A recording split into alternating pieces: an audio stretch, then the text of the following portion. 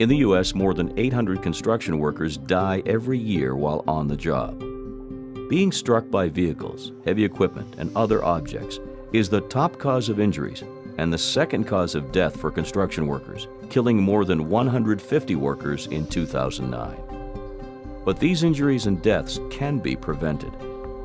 The video you're about to see shows how quickly struck-by accidents at construction sites can lead to worker deaths.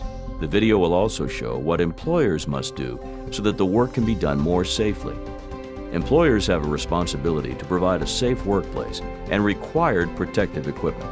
You'll see that taking the right protective steps saves lives. Please be advised, the scenes you're about to see deal with deaths at construction sites and might be disturbing for some people.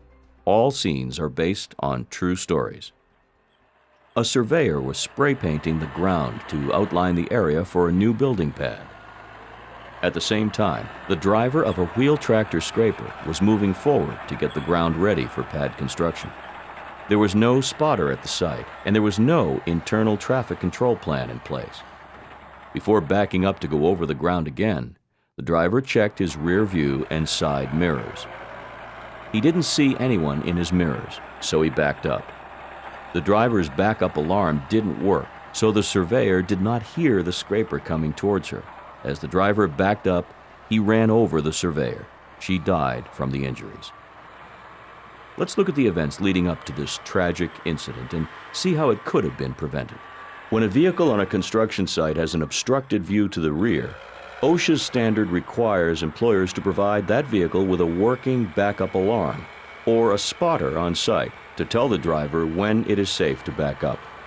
Now let's see what happens when protective measures are in place. Although there is now a working backup alarm, it is barely audible over the background noise.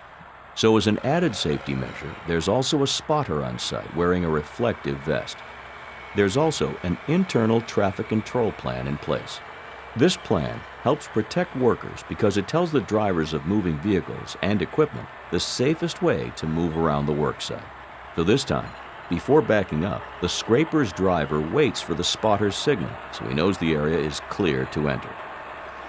Now, as the driver reverses, the backup alarm can be heard, and no workers are near the scraper.